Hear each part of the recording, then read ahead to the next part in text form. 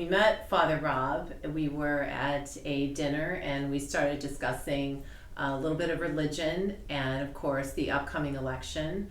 And we invited Father Rob here today to give us his perspective as to why there is a hesitancy for registered Christian voters to get out and vote. For example, we shared with Father Rob that in Pennsylvania there were 1.5 million Christian voters in 2020 who did not go and vote, and consequently Biden won that state of Pennsylvania by 80,555 votes. So Father Rob, we'd like to thank you for joining us today, first of all. Thanks for having me. I appreciate it. And give us your perspective as from a religious point of view as to why you might think that would be the case. Okay, first off, great question. Secondly, might not be an overall objective or definitive answer, but just we could formalize an hypothesis on why a lot of Christians didn't vote in the last election, especially maybe in some swing states, or the possibility could be, I would say, perhaps a sense of conspiracies that things could possibly be fixed in a favor where their vote wouldn't matter, or possibly a sense of desperation or a hopelessness. I could add to that and say, like, people in the Christian sense could say, God will take care of things in the long run. Is my vote really going to matter anyway? If I voted, would it even make any change at all? Would it have any effect? From that point of view, I could see people making an excuse to say, maybe, I shouldn't vote. It won't, even though it's my civic duty, it could be a moral obligation. It would be the right thing to do for my surrounding community, to take part and to be an active member in the society in that way, to let my voice be heard. But in the back of the mind, they could be thinking, my vote might really not matter. Especially the young generation, in a sense, not just in our country, but in the West, I feel like there's a high rise, and this is statistical, there's a high rise in people under the age of, we could say, under the age of 40, definitely under the age of 30. There's a movement of young people in this new generation, which I don't condemn or judge in any way. You just say the facts, that choose not to vote and actually choose not to be religious in any sense too. That's there's a connection there. There's a connection of a movement in the West of taking a stand to not take a stand religiously or politically.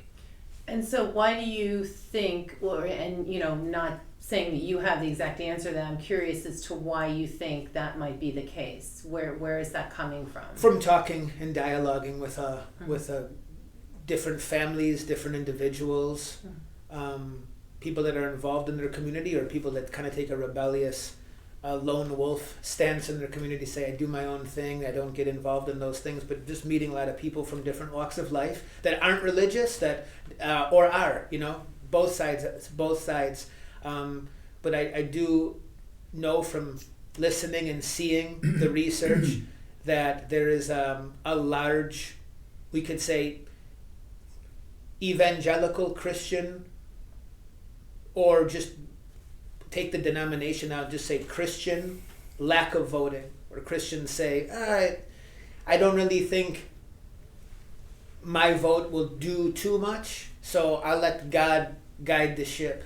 And my mom always raised me saying, and I don't know if this is true or not, just you hear mom's voice in the back of your head a lot, at least I do, being an Italian American, where you always have that Catholic or Italian guilt, or both.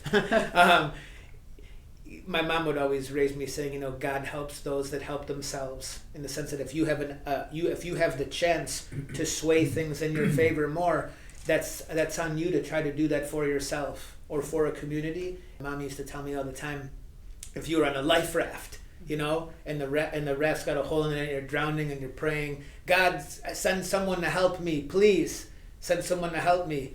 And he sends the lifeboat, but it's not good enough, and you say, oh no, someone's coming for me, don't worry. And then you ask, God, send someone to help me, and a big ship comes by, and they're there in the distance for you to call out to them, and you don't, oh, God will come and help me himself. And then you end up drowning and losing your life, and you go up to the next realm and say, God, where were you? Well, I sent a lifeboat, I sent a big ship, I wasn't going to come down myself. I sent different modes to save your life. What I mean by that example my mom would use is, at the end of the day, there is means to help oneself.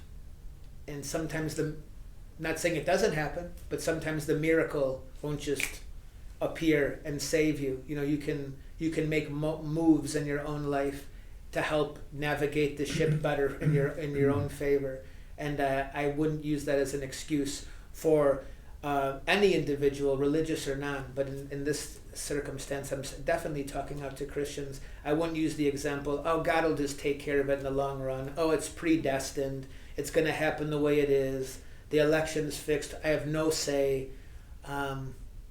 Regardless of any of that's true or not true, we have a civic moral duty to but I'm really not trying to tell anyone what to do. Mm-hmm. But someone should say, we have a civic moral duty to try to let our voice be heard, and people can pray and reflect and do the research on who's the right candidate for them. And as an American, you have a privilege and an honor to be able to mark who you'd like. 6 or 7 million people in the key Rust Belt states did not vote in 2020 for a host of reasons. Father Rob articulated them. President Trump lost those states by about 350 to 400,000 votes. So that's 5%. So we're saying, why can't we find that 5% this rounds? So that's why we are pushing you, whoever the listeners, we are going on these shows, etc., interviews, to agitate people, to educate them, to get out and vote, Christians, evangelicals, because elections have consequences. And I am saying vote your conscience. Your conscience. Think about where you place value and what your vision of America is. And you vote who you think is the person you think should run America for the next 4 years. And this is that simple. The push is to get out and vote. I am on the Trump train. Woo-hoo!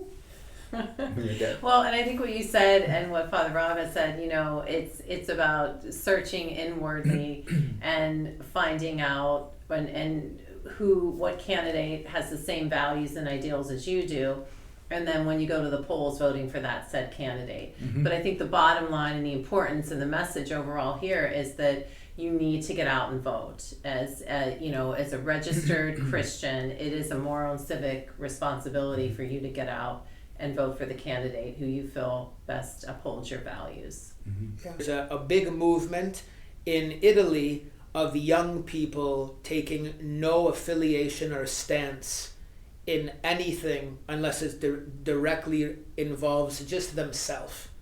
Some theologians have played over life. There's an ego drama and a theodrama. The theodrama is a life focused on God and community, service, love, compassion, being a person of charity and moral fiber. And then there's the ego drama. Everything revolves around me.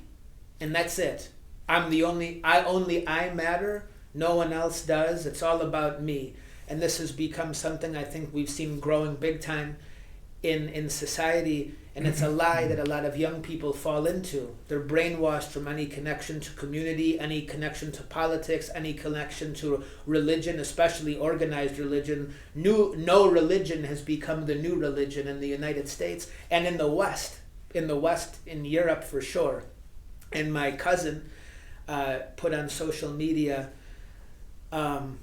this post that I can't get out of my mind of a young Roman guitarist and musician who's very popular. He's maybe 20 years old.